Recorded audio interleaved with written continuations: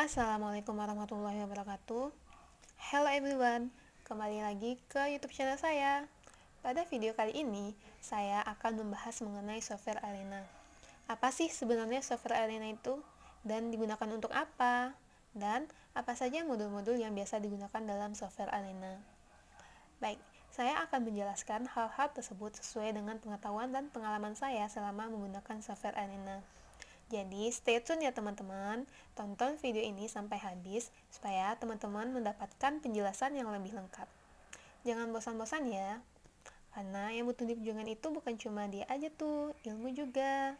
Bercanda ya teman-teman. Oke, semangat.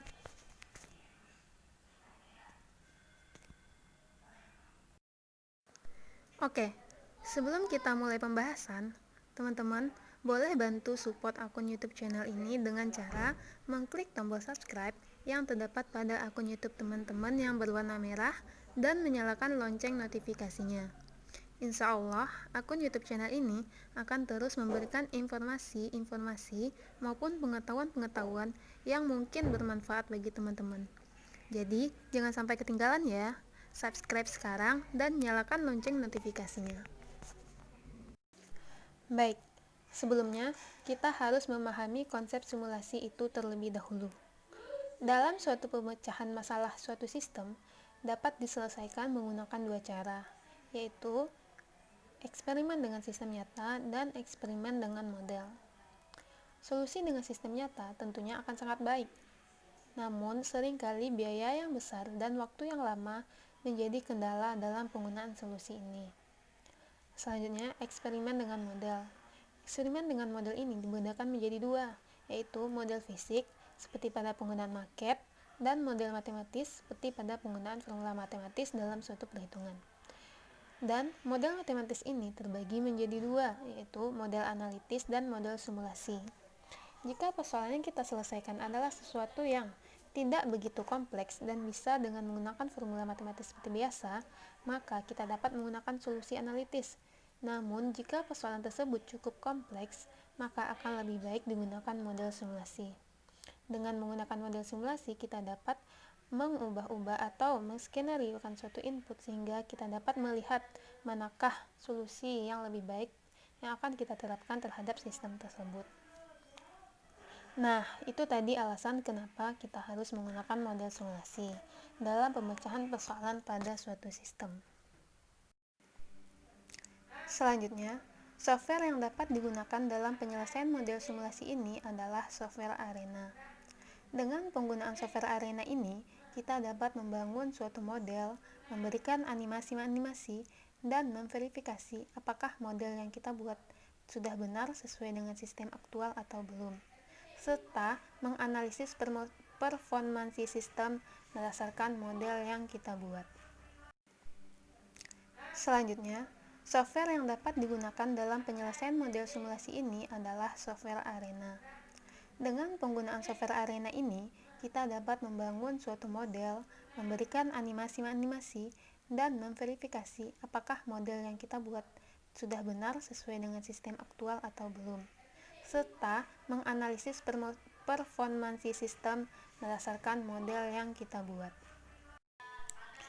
Nah, yang pertama yang harus kita lakukan adalah membuka software Arena itu sendiri dengan cara mengklik 2 kali pada shortcut yang terdapat di desktop teman-teman. Apabila tampilan yang muncul setelah kita mengklik 2 kali pada shortcut Arena tadi seperti ini, maka kita perlu untuk membuka lembar kerja Arena kita dengan cara mengklik pada menu file dan memilih pilihan model window. Setelah itu kita pilih OK. Nah, seperti ini tampilan dari lembar kerja Arena yang siap digunakan. Setelah itu, kita harus pastikan terlebih dahulu apakah modul-modul yang kita perlukan dalam menyelesaikan permasalahan menggunakan model simulasi sudah tersedia pada template-template yang terdapat pada menu project bar di sisi sebelah kiri lembar kerja Arena. Jika template-template tersebut belum tersedia di menu project bar teman-teman, maka kita dapat menambahkannya dengan cara mengklik menu file dan memilih pilihan template. Setelah itu kita pilih pilihan attach. Maka kita akan masuk ke dalam kotak dialog Attach Template Panel. Setelah itu, pada kotak dialog Attach Template Panel, kita dapat melihat beberapa pilihan template panel yang disediakan, seperti Basic Process, Advanced Process, Advanced Transfer, dan Blocks, dan lain-lain. Selanjutnya, kita pilih satu persatu template-template yang kita perlukan, lalu klik Open. Maka template-template tersebut akan tersedia di menu project bar kita. Misalnya, kita akan memilih template Basic Process terlebih dahulu. Nah, dapat kita lihat template-template tersebut sudah berada pada menu project bar di Software Arena lembar kerja kita ini. Selanjutnya, saya akan menjelaskan beberapa modul yang biasa digunakan dalam penyelesaian persoalan sistem menggunakan model simulasi. Yang pertama, modul create. Untuk dapat memindahkannya lembar kerja, kita dapat mendrag dan drop modul create yang berada pada menu project bar tadi ke lembar kerja kita. Apa guna modul create ini? Modul create digunakan untuk membangkitkan kedatangan entity ke dalam sistem. Seperti misalnya, membangkitkan kedatangan customer bank ke dalam sistem antrian di bank, atau membangkitkan kedatangan permintaan darah pada sistem persediaan darah di PMI. Ketika kita klik 2 kali pada modul ini, maka akan muncul kotak dialog yang berisikan elemen-elemen, dan kita akan mengisikannya sesuai dengan kejadian pada sistem kita. Untuk mengubah nama modul, kita dapat mengganti pada kolom name, misalnya kedatangan permintaan. Dan untuk waktu antar kedatangan permintaan dari entity tersebut dapat kita isikan pada kolom type. Jika kedatangan entity tersebut berdistribusi random, maka pilihan yang akan kita pilih adalah distribusi random. Apabila berdistribusi kedatangannya tersebut adalah konstan, maka akan kita pilih konstan. Namun apabila distribusi tersebut memiliki distribusi yang lain dan telah kita tentukan sebelumnya, kita dapat memilih pilihan expression.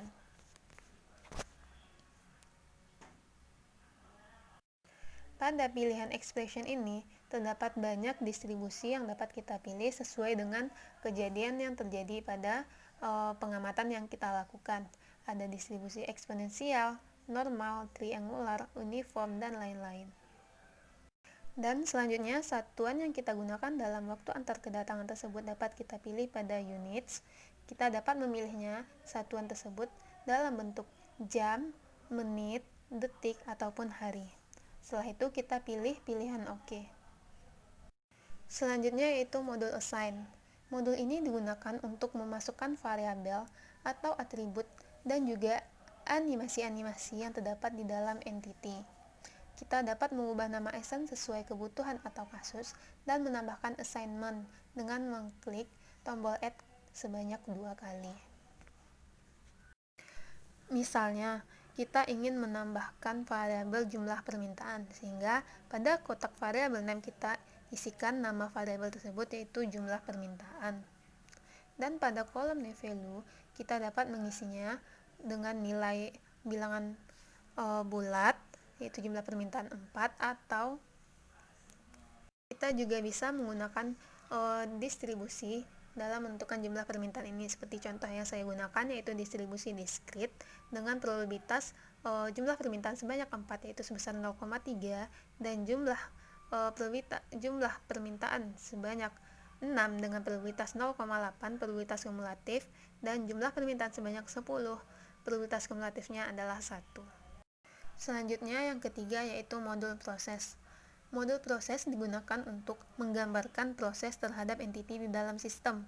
Contohnya, proses pelayanan customer dalam antrian bank. Pada bagian logic ini, kita pilih action sesuai dengan persoalan. Misalnya, kita pilih sales delay release.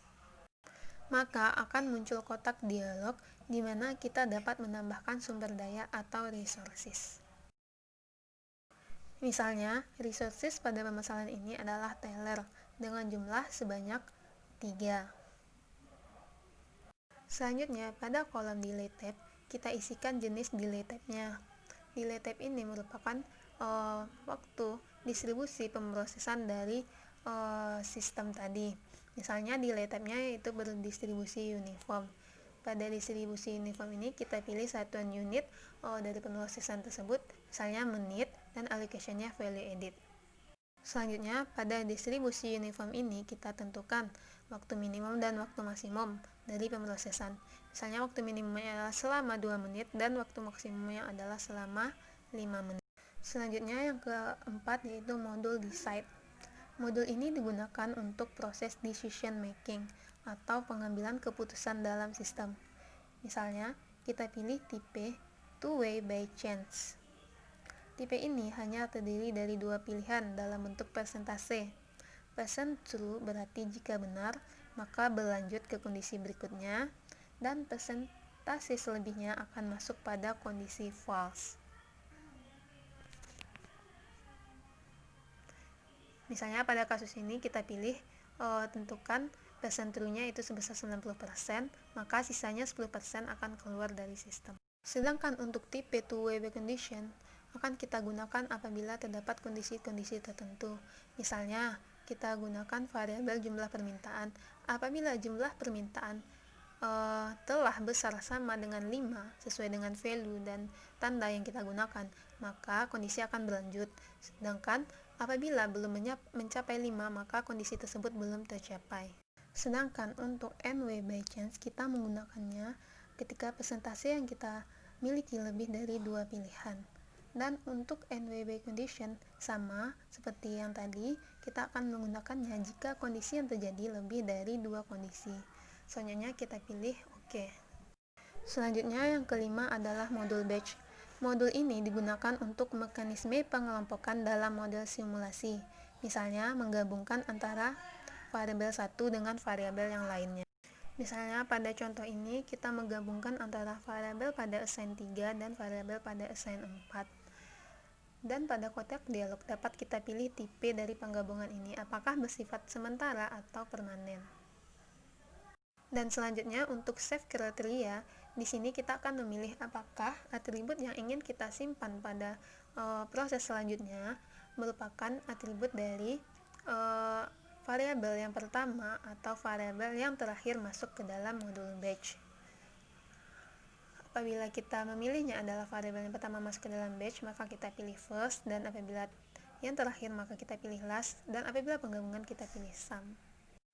Selanjutnya modul yang keenam yaitu modul spread. Modul ini digunakan untuk menyalin entitas yang masuk menjadi beberapa entitas atau membagi sebuah entitas yang sebelumnya telah di batch.